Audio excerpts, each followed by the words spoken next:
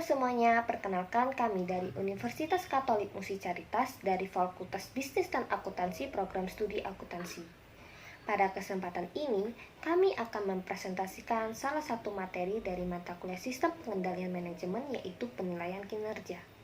Kami mengucapkan terima kasih kepada Ibu Mutiara Maimunah selaku dosen pengampu dari mata kuliah Sistem Pengendalian Manajemen karena telah memberikan kesempatan bagi kami untuk mempresentasikan hasil kerja kami.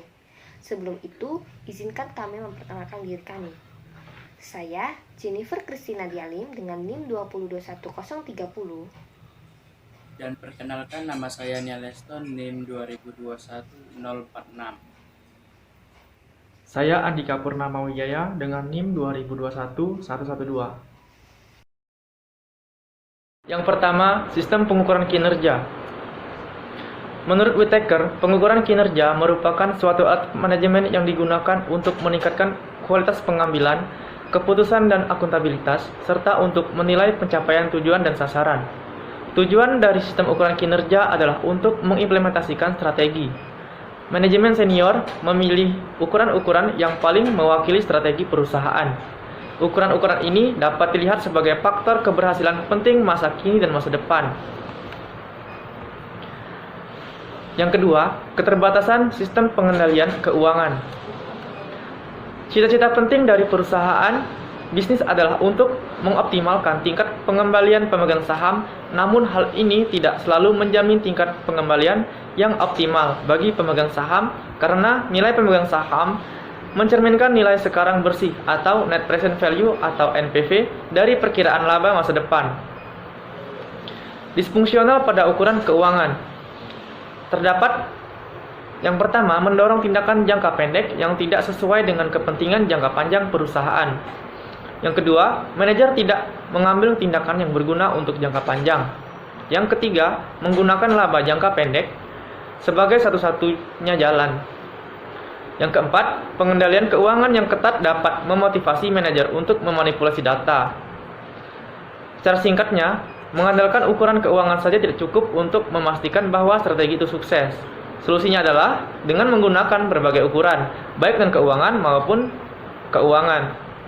Ukuran non-keuangan digunakan pada tingkat yang lebih rendah, sedangkan ukuran keuangan digunakan di tingkat yang lebih tinggi. Selanjutnya yang ketiga, ada pertimbangan umum. Membandingkan sistem ukuran kinerja dengan panel instrumen pada dashboard memberikan wawasan penting mengenai bauran dari ukuran keuangan dan non-keuangan yang diperlukan dalam suatu sistem pengendalian manajemen. Satu ukuran tidak dapat mengendalikan sistem yang kompleks, dan terlalu banyak ukuran penting membuat sistem tersebut menjadi terlalu kompleks. Lalu yang keempat, ada balance scorecard. Adalah suatu contoh dari sistem ukuran kinerja. Menurut para pendukung pendekatan ini harus diberikan cita-cita dan diukur dari 4 perspektif berikut ini. Yang pertama ada keuangan, contohnya margin laba, tingkat pengendalian atas aktiva, dan arus kas. Lalu poin kedua ada pelanggan, contohnya retensi karyawan, pengurangan waktu siklus. Lalu yang keempat ada inovasi dan pembelajaran, contohnya itu persentase penjualan dari produk baru. Balance scorecard harus memiliki baruan dari ukuran yang secara akurat mencerminkan faktor kunci yang akan menentukan keberhasilan strategi perusahaan. Lalu menunjukkan hubungan antara ukuran-ukuran individual dalam hubungan sebab akibat. Mengindikasikan bagaimana ukuran-ukuran non-keuangan mempengaruhi hasil keuangan jangka panjang. Lalu memberikan pandangan luas mengenai kondisi perusahaan saat ini. Lalu yang kelima ada sistem penilaian kinerja. Pertimbangan tambahan. Yang pertama, ukuran hasil pemicu. Ukuran hasil memberitahu manajemen mengenai apa yang telah terjadi. Ukuran pemicu menunjukkan kemajuan dalam mengimplementasikan suatu strategi dan mempengaruhi perilaku dalam organisasi. Ukuran hasil dan pemicu sangat terkait. Jika ukuran hasil mengindikasikan ada suatu masalah, namun ukuran pemicu menunjukkan bahwa strategi tersebut baik, maka kemungkinan besar strategi tersebut perlu diubah. Lalu, yang kedua, ada ukuran keuangan dan non-keuangan. Organisasi telah mengembangkan sistem canggih untuk mengukur kinerja keuangan, namun seperti yang banyak ditemukan oleh perusahaan AS selama tahun 1980-an, banyak industri yang dipicu oleh perubahan dalam bidang non-keuangan, seperti kualitas dan kepuasan pelanggan, yang pada akhirnya mempengaruhi kinerja keuangan perusahaan. Lalu yang ketiga adalah ada ukuran internal dan eksternal. Perusahaan harus mencapai keseimbangan antara ukuran-ukuran eksternal seperti kepuasan pelanggan dengan ukuran-ukuran dari proses bisnis internal seperti hasil produksi. Terlalu sering perusahaan mengorbankan pengembangan internal untuk memperoleh hasil eksternal atau mengabaikan seluruh hasil eksternal karena salah meyakini bahwa ukuran internal yang bagus sudah mencukupi. Lalu yang keempat, pengukuran memicu perubahan. Yang pertama merupakan aspek yang paling penting dari sistem pengukuran kinerja. Lalu ukuran ini secara eksplisit terkait dengan strategi suatu organisasi. Lalu ukuran scorecard dikaitkan dari atas ke bawah dan dikaitkan dengan target tertentu di seluruh organisasi. Scorecard bukanlah sekedar daftar ukuran. Semakin baik hubungan ini dipahami, maka semakin siap pula setiap individu dari organisasi untuk memberikan kontribusi. Lalu poin yang keenam ada faktor kunci keberhasilan.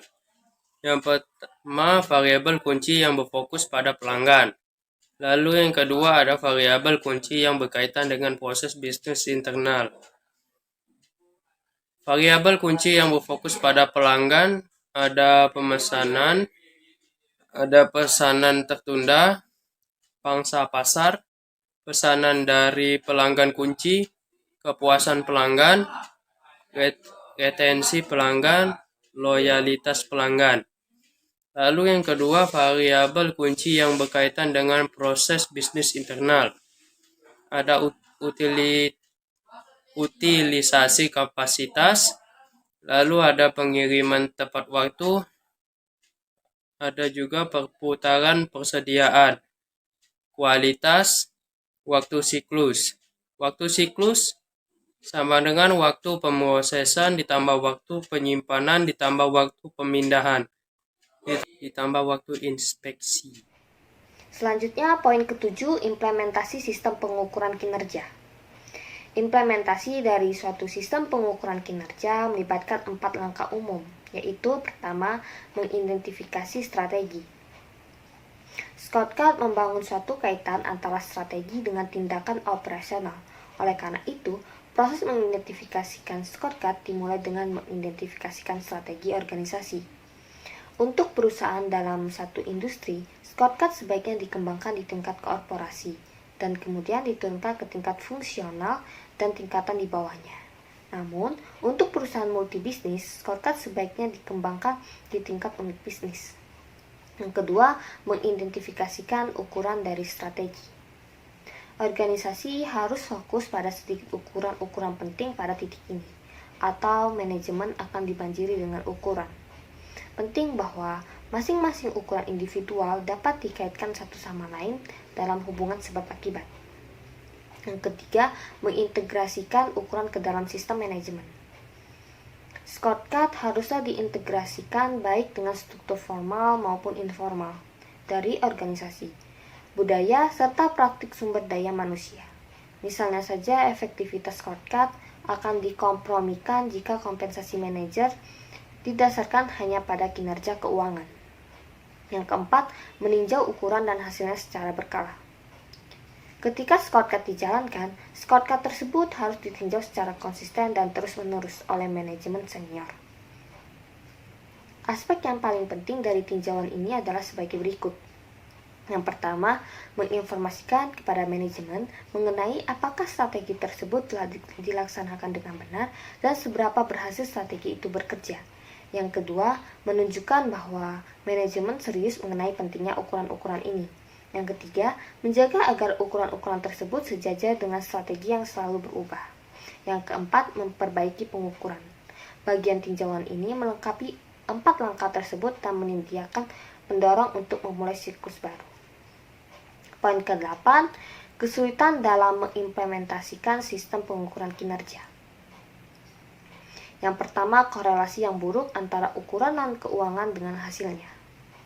Sederhananya, tidak ada jaminan bahwa profitabilitas masa depan akan mengikuti pencapaian target di bidang non-keuangan manapun.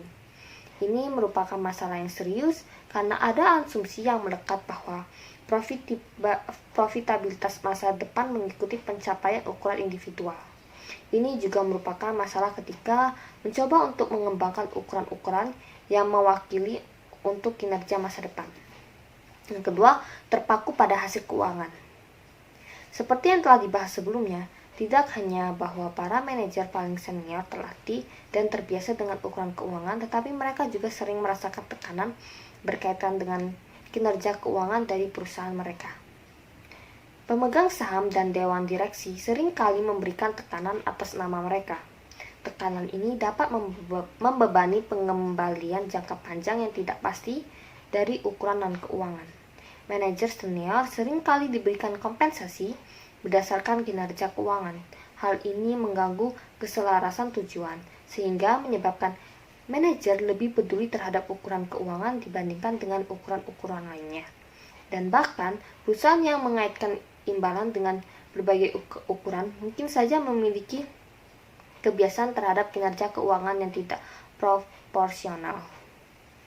Yang ketiga, ukuran-ukuran tidak diperbaharui.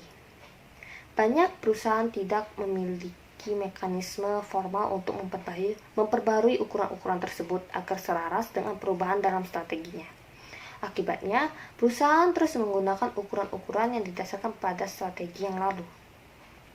Selain itu, ukuran-ukuran tersebut sering menimbulkan kemalasan, terutama ketika orang mulai merasa nyaman menggunakannya.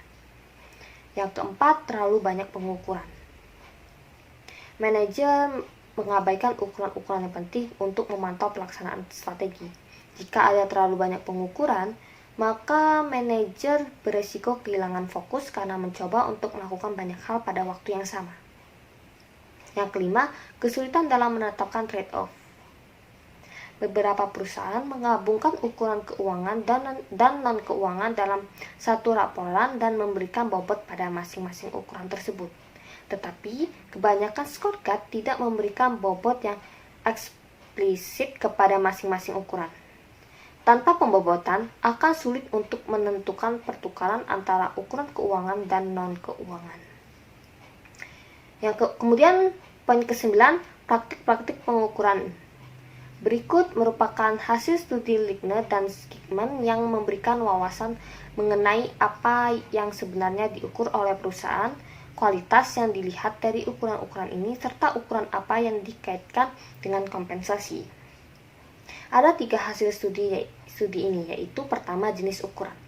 Studi ini menemukan bahwa 76% dari perusahaan responden memasukkan ukuran-ukuran keuangan, operasi, serta kepuasan pelanggan dalam tinjauan manajemen reguler.